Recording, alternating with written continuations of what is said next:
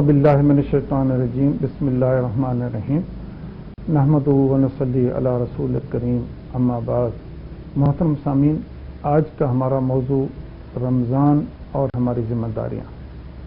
رمضان اسلامی مہینوں میں ایک خاص برکت والا مہینہ ہے جس ماہ مقدس میں مسلمانوں پر روزے فرض کیے گئے تھے.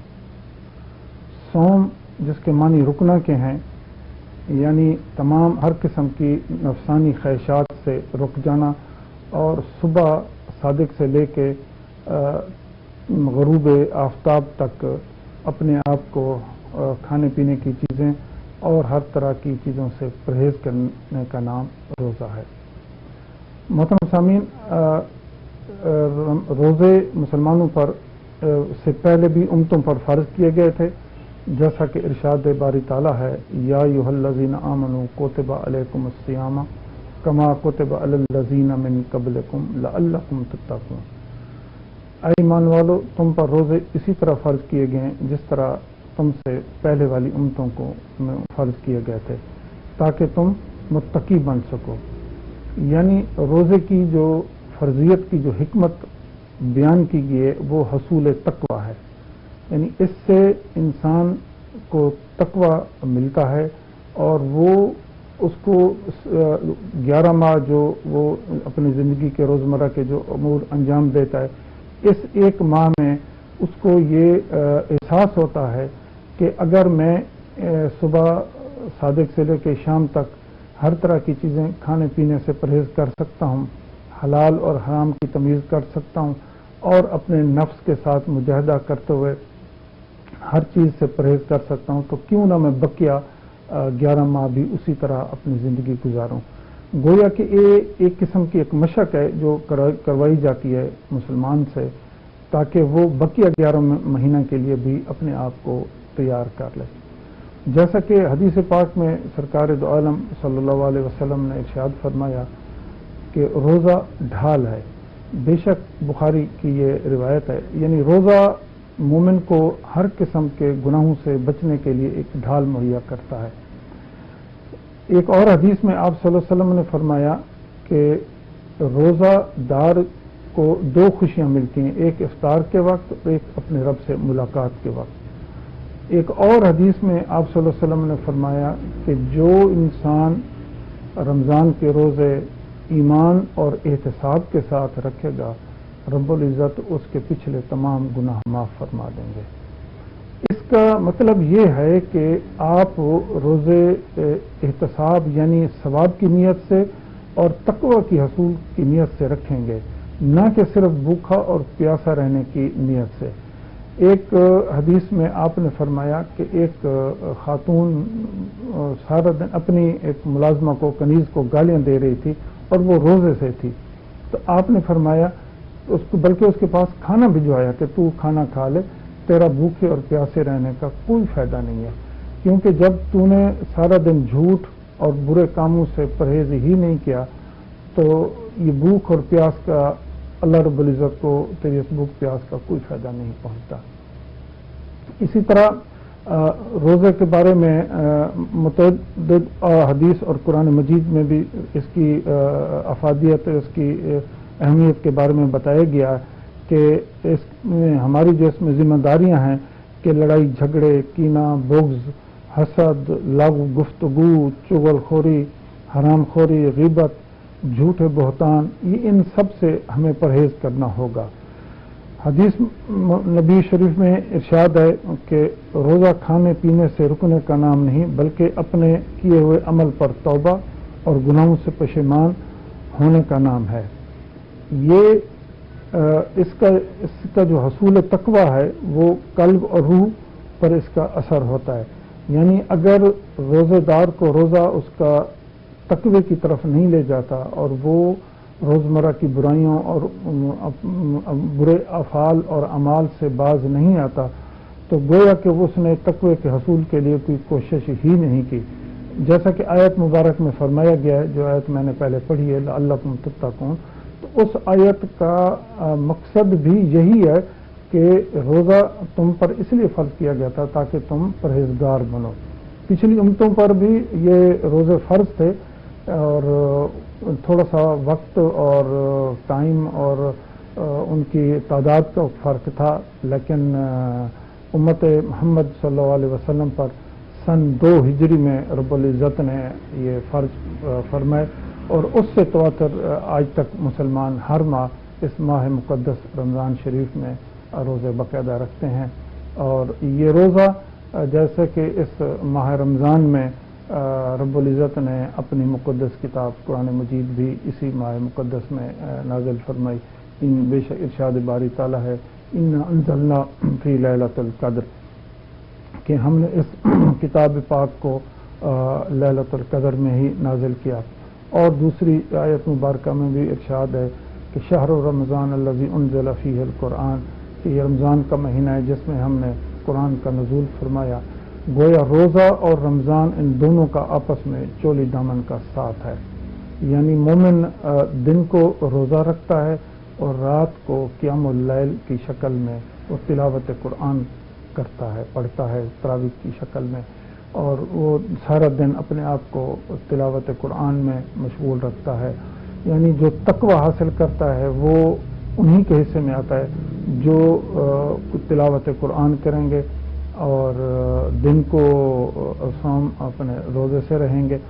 تو اسی طرح رمضان شریف میں جو ہمیں کرنے کے جو ہمارے کام ہیں جو ایک بندہ مومن کو کرنے چاہیے، ان میں کثرت سے تلاوت قرآن پاک، ذکر الہی اور اصلاح معاشرہ اور کے جو کام ہیں، جو دین کی نشر و اشاعت اور دین کی تبلیغ اور دینی فہم و تفہیم اور دین کی سمجھ کے بارے میں دوستوں کو، لوگوں کو آگاہی دینا، اور معاشرے میں جو افراد ہیں ان کو دینی تعلیمات سے روشناس کرانا اور مجالس ذکر منعقد کرنا، یہ دن کی ہیں۔ اسی طرح بزرگوں کا بھی یہی سلسلہ رہا ہے کہ وہ دن کو روزہ رکھتے تھے اور ساری رات قیام اللیل قرآن کی تلاوت کرتے تھے۔ گویا کہ روزہ اور قرآن یہ دونوں ان کا آپس میں ایک گہرا رشتہ ہے۔ اسی طرح قرآن مجید میں قرآن سے تعلق جوڑنے کا یہ مہینہ ہے۔ بندہ تراویح اور شہر اس قرآن اور روزے میں ان دونوں کا آپس میں ایک مستحکم ربط ہے۔ یہ حق الباطل کا انمول تحفہ رب العزت نے جو قرآن مجید کی شکل میں اس امت کو دیا، تو اس میں ہمیں وہ ساری چیزیں، سارے احکام ملتے ہیں کہ جو انسانی زندگی اور زندگی کے جو نظام الحیات ہے جو چلانے کا، اس کا سارا نظام اسی کتاب میں ملتا ہے۔ باقی قوموں کو بھی جو کتابیں ملی تھیں وہ بھی روزوں اور رمضان کے مہینے میں ہی ملی تھیں۔ سرکار دو عالم صلی اللہ علیہ وسلم پر جو پہلی وحی نازل ہوئی، آپ اس وقت بھی روزے سے تھے، جو غار حرا میں جو پہلی وحی آپ پر نازل ہوئی۔ اسی طرح تقوی جو ہے وہ قلب و نظر کی پاکیزگی کا نام ہے، یعنی ہم اللہ رب العزت کے اس حصار میں آ جاتے ہیں کہ اس حصار اور قلعے میں رہ کر ہم اپنی تمام افعال اور اعمال سر انجام دیتے ہیں، اسی کا نام تقوی ہے۔ گویا کہ روزہ جو ہے یہ ایک جامع عبادت ہے، اس میں باقی تمام عبادات آ جاتی ہیں۔ جس طرح اسلام کی تمام عبادات بقیہ تمام مذاہب کی عبادات سے اعلیٰ و افضل ہیں، اسی طرح روزہ کی عبادت بھی تمام عبادات سے افضل اور جامع ہے تمام عبادات کی۔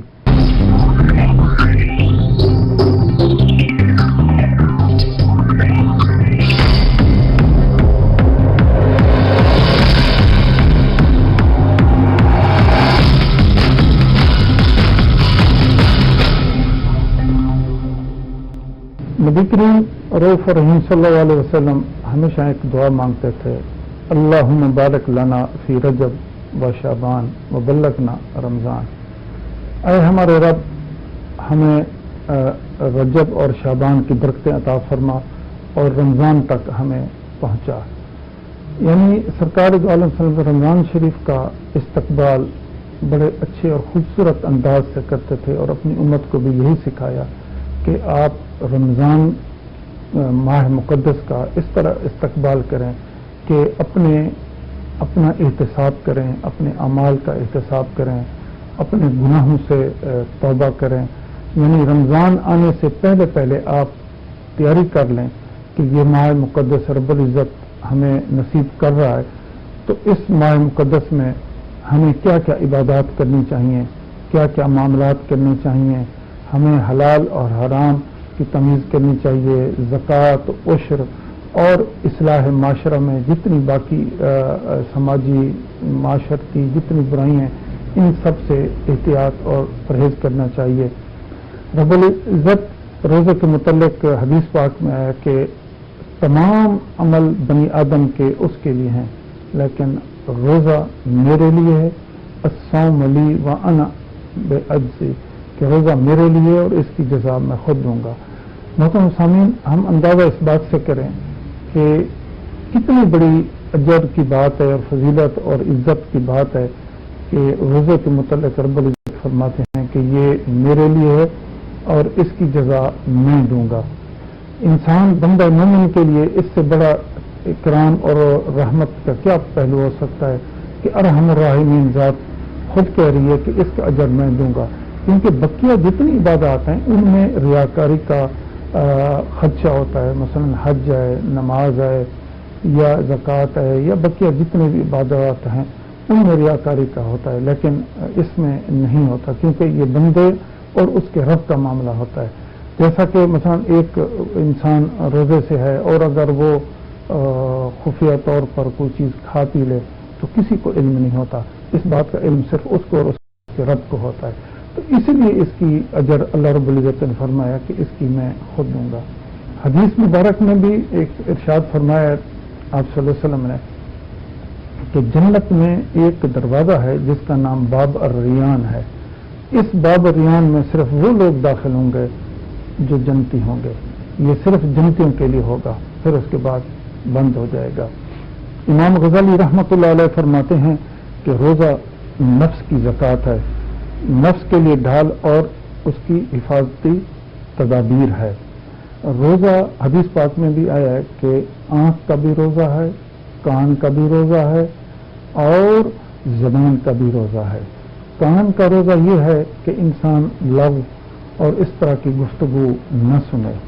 زبان کا یہ روزہ ہے کہ انسان اپنی زبان کو ہر طرح کے ان سے محفوظ رکھے، جس طرح کی برائیاں ہیں، چغل خوری ہے اور جھوٹ ہے، کذب اور اس طرح کی جتنی بیماریاں ہیں زبان کو محفوظ رکھے. اور آنکھ کا یہ روزہ ہے کہ غیر محرم پر نظر نہ پڑے، غلط چیز نہ دیکھے، بلکہ وہ سارا دن ان تلاوت قرآن اور عبادات میں مشغول رہے. حدیث شریف میں بڑے واضح الفاظ میں آپ صلی اللہ علیہ وسلم نے فرمایا ہے کہ جب رمضان شریف آتا ہے تو جنت کے دروازے کھول دیے جاتے ہیں، جہنم کے دروازے بند کر دیے جاتے ہیں اور سرکش شیاطین کو جکڑ دیا جاتا ہے. روزہ کا جو مقصد جو ہے وہ اپنی خواہشات نفسانی کو روکنا ہے. یعنی اس کا جو مقصد حصول ہے، جو اس کا تقوی وہ یہی ہے، برے کاموں سے محفوظ رکھنا ہے اور حصول تقوی کے لیے کوشش کرنی ہے. محترم سامعین، یہ مشق ہمیں اس لیے کرائی جاتی ہے کہ رب العزت کا ہم پر کتنا بڑا احسان ہے کہ اس نے ہمیں جہنم کی آگ سے نجات دینے کے لیے ہمارے لیے ایک ماہ مبارک مقرر کیا ہے جس میں ہم بڑھ چڑھ کر اپنی نیکیاں کر سکتے ہیں. اس ماہ مبارک میں نیکیوں کے اجر بڑھا دیے جاتے ہیں اور جو نوافل ہیں ان کا اجر فرضوں تک بڑھا دیا جاتا ہے، اور اس کی جو عبادات ہیں وہ تمام مہینوں سے افضل ہے. اس ماہ مبارک میں ایک ایسی رات بھی آتی ہے جسے شب قدر کہتے ہیں، لیلۃ القدر کہتے ہیں، وہ 1000 مہینوں سے بہتر ہے، جس کا ذکر اللہ تعالیٰ نے اپنی کتاب میں بھی کیا. انا انزلنا فی لیلۃ القدر وما ادراک ما لیلۃ القدر لیلۃ القدر خیر من الف شہر. تو یہ وہ ہے جس میں یہ 1000 مہینوں کی عبادت سے بہتر رات بھی اسی میں آتی ہے. اور اسی ماہ مبارک میں وہ طاق راتیں بھی ہیں جن میں ہم لیلۃ القدر کو تلاش کرتے ہیں، اور وہ 21، 23 25 اور یہ 27 کی راتیں ہیں. اس ماہ مبارک میں ہماری اور بھی ذمہ داریاں بڑھ جاتی ہیں کہ ہمارے معاشرے میں جتنے غریب مساکین اور جو مستحق لوگ ہیں ہم ان کی بڑھ چڑھ کر خدمت کریں، ان کو صدقات اور خیرات دیں، اور زکوٰۃ بھی ہم اس ماہ مبارک میں اکثر نکالتے ہیں. تو زکوٰۃ دیتے وقت ہم مستحقین کو نہ بھولیں، ہمیں اپنے ہمسایوں کا بڑا خیال رکھیں. اور بھی ذمہ داریاں ہمارے اوپر آ جاتی ہیں کہ اس ماہ مبارک میں ہمیں اپنے آپ کو، اپنے نفس کو اور اپنے اعمال کا احتساب کرنا چاہیے، اور ہمیں سوچنا چاہیے کہ ہمارے ارد گرد ہمارے کوئی غریب ہمسائے یا کسی ہمسائے کو ہم سے کوئی تکلیف تو نہیں، کہیں ہم کوئی ان کے لیے کوئی تکلیف کا باعث تو نہیں بن رہے. ان سب چیزوں سے پرہیز کرنا چاہیے.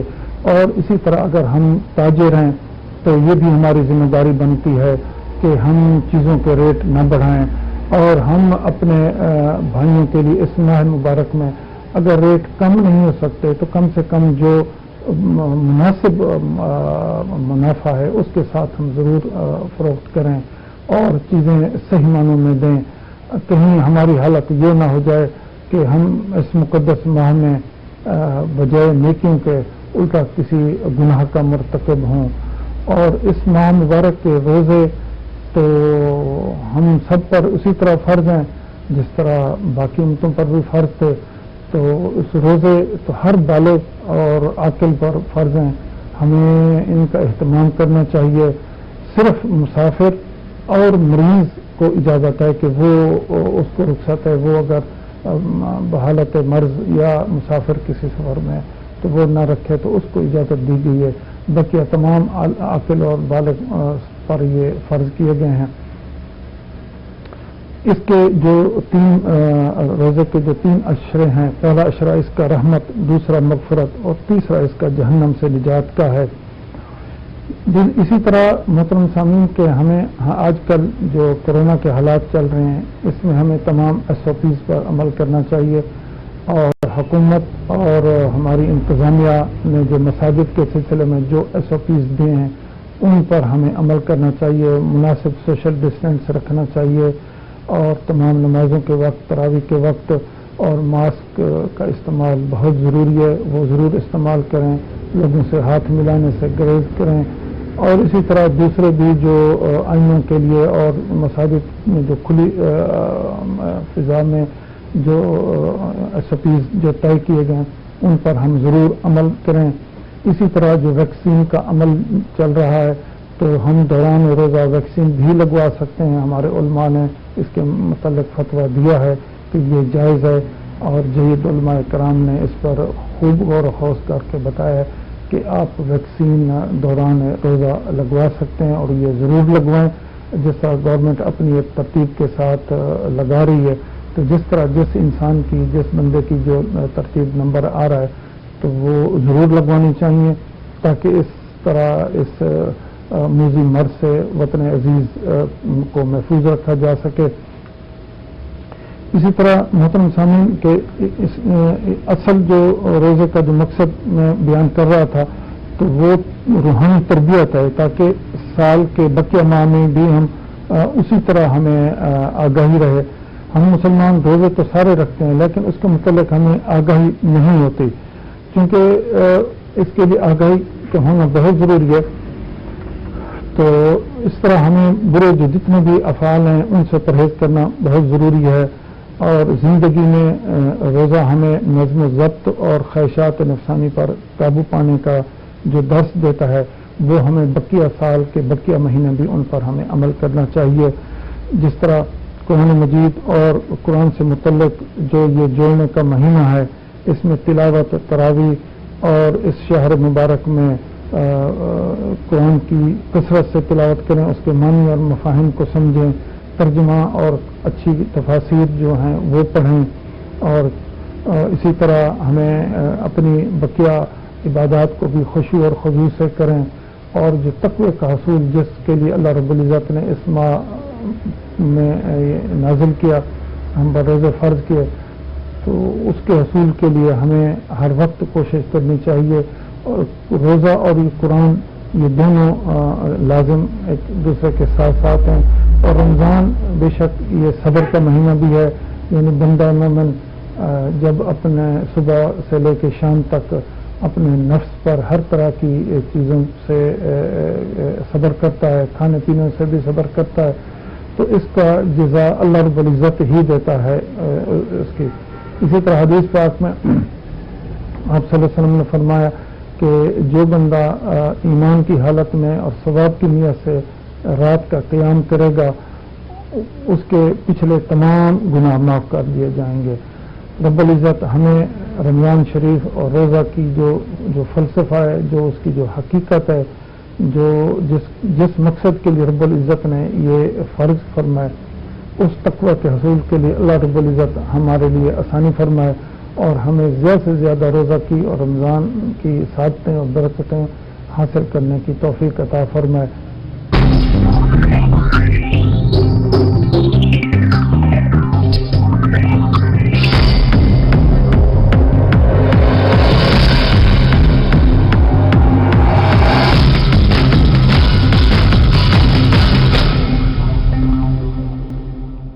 روزے کی مشروعیت اور اس کی حکمت کے بارے میں عرض کر رہا تھا کہ اللہ سے ڈرتے ہوئے اس کے حکم کو بجا لانا اور اس کی مشروعیت کے لیے جھک جانا.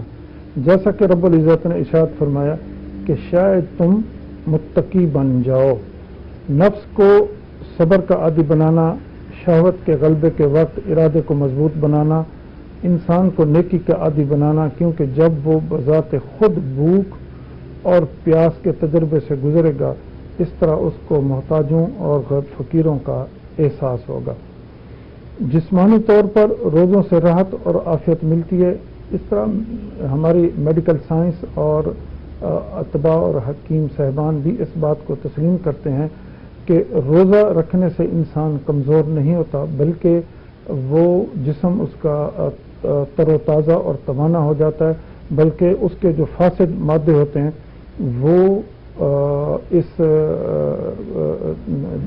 روزے کے عمل سے وہ سارے خارج ہو جاتے ہیں اور معدے کو ایک اچھا خاصا ایک ریسٹ اور سکون مل جاتا ہے. اس طرح وہ سال بھر کے بقیہ 11 مہینوں کے لیے وہ تیار ہو جاتا ہے. اسی طرح روزے رمضان کے جو روزے ہیں، روزے اسلام کے جو ایک اہم رکن ہے، وہ اللہ تعالیٰ نے اس لیے فرض کیا کہ اس کی جو فضیلتیں ہیں رمضان کے روزے کی، اس میں پچھلے اور گناہ جتنے ہیں وہ سارے معاف کرنے کا اللہ نے ایک موقع انسان کو دیا. جیسا کہ حدیث پاک میں آپ صلی اللہ علیہ وسلم نے فرمایا جس نے رمضان میں قیام کیا اور ایمان اور احتساب کی حالت میں اس کے پچھلے گناہ بخش دیے جائیں گے. یہ حدیث متفق علیہ ہے. جو شخص لیلۃ القدر کی رات قیام کرے اور اس کے بھی پچھلے سب گناہ معاف کر دیے جائیں گے. جیسا کہ ارشاد رحمت دو عالم صلی اللہ علیہ وسلم ہے جس نے رمضان کے روزے ایمان اور احتساب کے ساتھ رکھے اس کے پچھلے سارے گناہ معاف کر دیے جاتے ہیں. جو شخص لیلۃ القدر کو ایمان اور احتساب کے ساتھ قیام کرے اس کے بھی پچھلے گناہ معاف کر دیے جاتے ہیں. رمضان میں عمرہ کرنا گویا کہ نبی کریم صلی اللہ علیہ وسلم کے ساتھ حج کرنے کے برابر ہے. آپ صلی اللہ علیہ وسلم نے ارشاد فرمایا رمضان میں عمرہ کرنا حج کے برابر ہے یا میرے ساتھ حج کرنے کے برابر ہے. اسے امام مسلم نے روایت کیا ہے. رمضان کے مہینے میں جنت کے دروازے کھول دیے جاتے ہیں اور جہنم کے دروازے بند کر دیے جاتے ہیں اور شیاطین کو جکڑ دیا جاتا ہے اور نفس نیکی کے کاموں پر راضی ہو جاتا ہے. آپ صلی اللہ علیہ وسلم کی حدیث پاک میں بھی اسی طرح ارشاد ہے. تو وہ انسان پر واجب تو وہ توبہ کی طرف جلدی کرے اور منکرات سے دور رکھے، اللہ کی طرف متوجہ ہو کیونکہ رمضان کا مہینہ قرآن کا مہینہ ہے. جیسا کہ اللہ رب العزت نے ارشاد فرمایا ہے کہ رمضان کا مہینہ جس میں قرآن نازل کیا گیا لوگوں کے لیے ہدایت ہے. تو آپ صلی اللہ علیہ وسلم پر جبرائیل قرآن پیش کرتے تھے. جب حضرت جبرائیل آپ سے ملتے تو آپ کی تلاوت اور سخاوت بڑھ جاتی تھی. رمضان کا مہینہ سخاوت کا مہینہ بھی ہے اور صدقہ اور خیرات کا مہینہ بھی ہے. حضرت ابن عباس سے روایت ہے کہ رسول اللہ صلی اللہ علیہ وسلم لوگوں میں سب سے زیادہ سخی تھے اور رمضان کے مہینے میں سخاوت بڑھ جاتی تھی. بے شک جبرائیل سال رمضان میں آپ سے ملتے تھے۔ رمضان کا چاند دیکھنے کے ساتھ ہی داخل ہو جاتا ہے۔ جب 29 شعبان کو غروب آفتاب کے بعد چاند نظر آتا ہے تو رمضان شروع ہو جاتا ہے۔ اگر 29 شعبان کو نظر نہ آئے تو بادل یا گرد و غبار ہو تو شعبان کا پورا مہینہ ہونے کے بعد ہی رمضان شروع ہوگا۔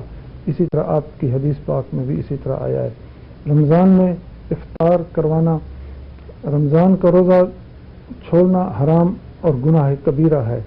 جس نے بغیر مجبوری کے روزہ چھوڑا اور توبہ بھی نہیں کی تو ساری زندگی روزے رکھتا رہے، اس کی کفایت نہیں کر سکے گا۔ آپ صلی اللہ علیہ وسلم نے ارشاد فرمایا، جس نے رمضان کا روزہ بغیر کسی رخصت کے، بغیر کسی عذر کے چھوڑا، اس نے گویا کہ زمانے بھر کے روزے چھوڑے۔ روزے کے چھوڑنے کا انجام بہت برا ہے، اس سے بندہ مومن کو پرہیز کرنا چاہیے۔ رمضان میں نیک لوگوں کا حال کیا ہوتا ہے، اس کے بارے میں علماء لکھتے ہیں کہ رمضان کے مہینے رسول اللہ صلی اللہ علیہ وسلم کا طریقہ، مختلف عبادات کی کثرت، اور حضرت جبرائیل آپ کو رمضان میں قرآن دہراتے تھے۔ جب جبرائیل آپ سے ملتے تو آپ کی سخاوت چلنے والی ہواؤں سے بھی زیادہ بڑھ جاتی تھی۔ اس میں آپ صدقہ، احسان اور قرآن کی تلاوت، نماز، ذکر اور اعتکاف کثرت سے کرتے تھے۔ رمضان میں عبادات کو باقی مہینوں کی عبادات سے خاص کرتے تھے، حتیٰ کہ کبھی کبھی اس میں لگے رہتے، یہاں تک کہ آپ اپنا دن رات اسی عبادت میں گزارتے۔ رمضان کے آخری عشرہ میں مسلمان اعتکاف کا اہتمام کرتے ہیں۔ آخری 10 راتوں میں اعتکاف کی بہت بڑا اجر اور بہت بڑے اس کے ثواب ہے۔ ایک اور روایت میں امام بخاری رحمۃ اللہ علیہ نے لکھا ہے کہ رمضان کی پہلی رات سے اپنے دوستوں کے ساتھ 20 رکعت ادا کرتے اور ہر رکعت میں 20 آیات کی تلاوت کرتے، یہاں تک کہ پورا قرآن ختم کر دیتے۔ سحری کے وقت نصف قرآن کی تلاوت فرماتے اور افطار کے وقت قرآن کو ختم کر دیتے اور فرماتے کہ ہر ختم کے بعد ایک مقبول دعا ہے۔ امام شافعی رحمۃ اللہ سے مروی ہے کہ امام بخاری 20 قرآن ختم کرتے تھے اور یہ نماز کی قرأت کے علاوہ ہے۔ اسی طرح ایک اور حدیث میں حضرت عمر کے زمانے میں 20 رکعت ادا کرتے تھے اور اس میں آیات کی تلاوت ہوتی تھی۔ ان کی ایڑیوں پر ورم آ جاتا۔ حضرت عثمان رضی اللہ تعالی عنہ کے زمانے بھی صحابہ رضوان اللہ کا یہی حال تھا۔ حضرت عبداللہ بن ابو بکر رضی اللہ تعالی عنہ سے روایت ہے کہ وہ فرماتے ہیں کہ میں نے اپنے والد سے سنا کہ ہم جب رمضان میں مسجد سے لوٹتے تو اپنے خادمین سے کھانا طلب کرنے میں جلدی کرتے کیونکہ فجر کی نماز نہ نکل جائے۔ حضرت نافع اور حضرت عبداللہ بن روایت کرتے ہیں کہ وہ اپنے گھر میں قیام کر رہے تھے، یہاں تک کہ لوگ مسجد سے نکلے اور پانی کا ایک برتن ساتھ لے لیا اور پھر رسول اللہ صلی اللہ علیہ وسلم کی مسجد کی طرف نکل جاتے اور صبح کی نماز تک کوئی باہر نہ نکلتا۔ محترم سامعین، رمضان نیکیوں اور خیر و برکت کا مہینہ رب العزت نے مسلمانوں پر ایک خاص انعام اور رحمت اور کرم کی شکل میں نازل کیا ہے۔ یہ برکتوں اور نیکیوں کا مہینہ ہمیں یہ یاد دلاتا ہے کہ ہم نے پورا سال اپنے آپ کو کس طرح منکرات سے، حرام چیزوں سے کس طرح بچنا ہے اور ہم نے اپنی نفس کی ریاضت کس طرح کرنی ہے۔ یقیناً قد افلح من زکا اور قد خاب من دسہا، بے شک کامیاب وہ ہوا جس نے اپنے آپ کو، اپنے نفس کو برے کاموں سے بچایا۔ حالانکہ نفس کا کام تو برائی کا حکم دینا ہے، جیسا کہ نفس الامارہ کا کام ہے۔ تو جو شخص ایک ماہ نفس امارہ سے بچ گیا، گویا کہ وہ سال کے بقیہ 11 ماہ بھی اس نفس سے بچ سکتا ہے۔ محترم سامعین، ہمیں اس ماہ مبارک میں اللہ رب العزت نے یہ جو برکت کا مہینہ ہمیں عنایت کیا ہے، تو اس میں ہمیں اپنا احتساب کرنا چاہیے۔ ہمیں یہ دیکھنا چاہیے کہ ہم نے سارا دن بھوک اور پیاس سے جو رہے اور کیا ہم برے کاموں سے اجتناب کیا، کیا ہماری زندگی میں جو بقیہ ایام تھے ان سے اور رمضان میں کوئی تبدیلی آئی۔ تو اگر کوئی تبدیلی نہیں آئی تو گویا کہ ہم ویسے ہی بھوکے اور پیاسے رہے، روزے نے ہمیں کوئی اس کا فائدہ نہیں دیا۔ تو اگر ہم تقوی روزہ رکھ کے حاصل نہیں کر سکتے، یعنی برے کاموں سے یا اپنی زندگی میں تبدیلی نہیں لا سکتے تو گویا کہ روزے رکھنے کا کوئی فائدہ نہیں ہوا. نہ ہماری آنکھ نے غلط کام سے چیزوں سے دیکھنے سے رکی. مثلا دیکھا گیا کہ بہت سارے لوگ روزہ رکھنے کے بعد سارا دن مختلف قسم کی فلمیں، ڈرامے اور اس طرح کی چیزیں سارا دن موبائل پہ دیکھ کر اپنا وقت پاس کرتے ہیں. اسی طرح کچھ لوگ ایسی چیزیں، کچھ لہو اور ایسے گانے اور اس طرح کی چیزیں سن کر اپنا وقت پاس کرتے ہیں. یا کچھ لوگ اپنی زبان کے ذریعے سارا دن لوگوں کی غیبت، برائی، چغل خوری اور اس طرح کے جو معاشرتی اور جو دوسری سماجی جو برائیاں ہیں وہ کرتے رہتے ہیں.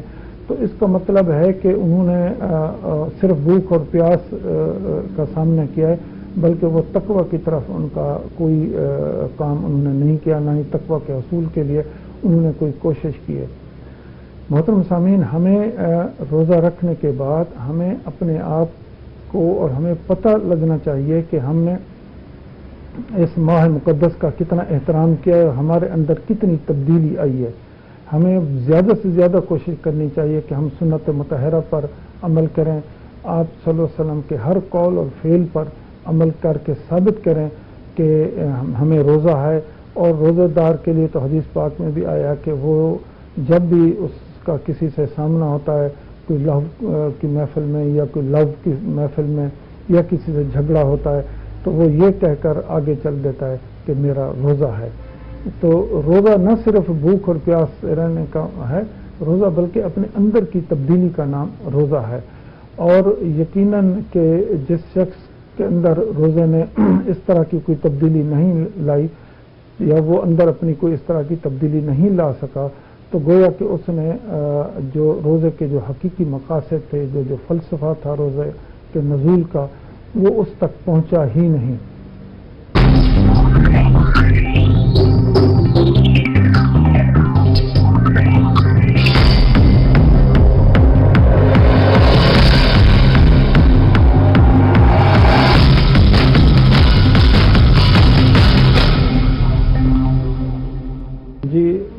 محترم سامعین، حدیث پاک میں رب العزت نبی کریم صلی اللہ علیہ وسلم نے ارشاد فرمایا کہ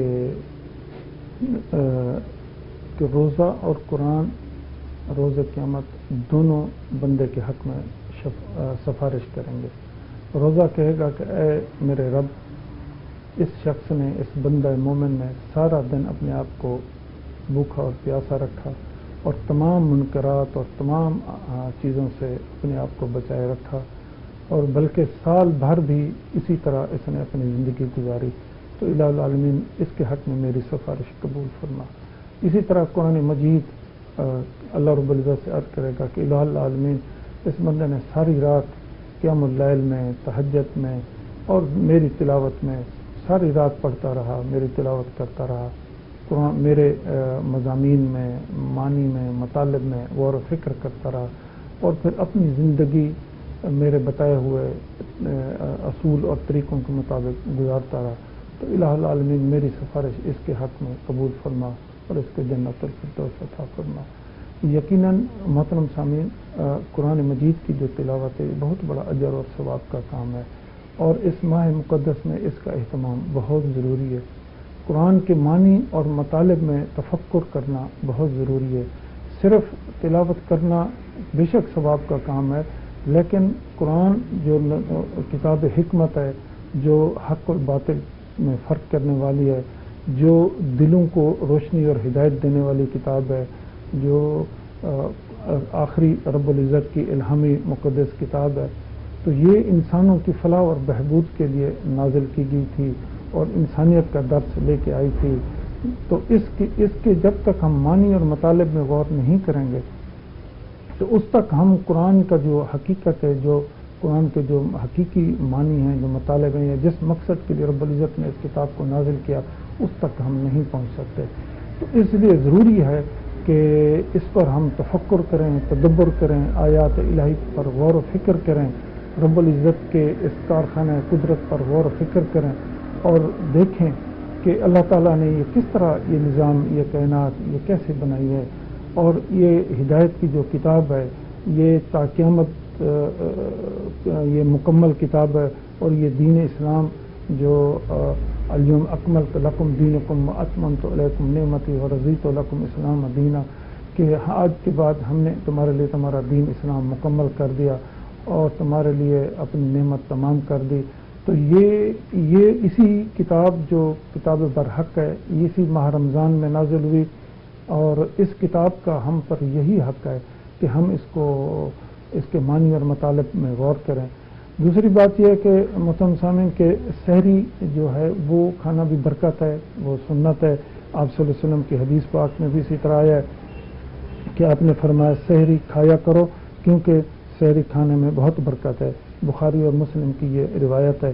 اسی طرح اور حدیث میں آپ نے فرمایا ہمارے اور اہل کتاب کے روزے میں فرق صرف سحری کا ہے کہ اہل کتاب سو جانے کے بعد کھانا پینا ممنوع تھا، اور ہمیں صبح صادق کے طلوع ہونے سے پہلے تک کی اجازت ہے۔ یہ حدیث بھی مسلم شریف میں آئی ہے۔ اسی طرح غروب کے بعد افطار میں جلدی کرنا، یہ بھی آپ صلی اللہ علیہ وسلم کی حدیث پاک ہے کہ افطاری میں بھی جلدی کرنی چاہیے، جیسا کہ حدیث پاک میں آپ نے فرمایا کہ لوگ ہمیشہ خیر پر ہی رہیں گے جب تک غروب کے بعد افطار میں جلدی کرتے رہیں گے۔ بخاری اور مسلم کی یہ حدیث ہے۔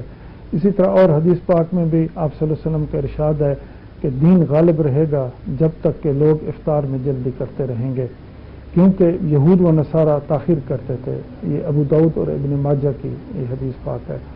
اور حدیث پاک میں بھی اسی طرح آپ نے ارشاد فرمایا کہ مجھے بندے سے سب سے زیادہ محبوب ہیں وہ جو افطار میں جلدی کرتے ہیں۔ یہ ترمذی شریف کی حدیث ہے۔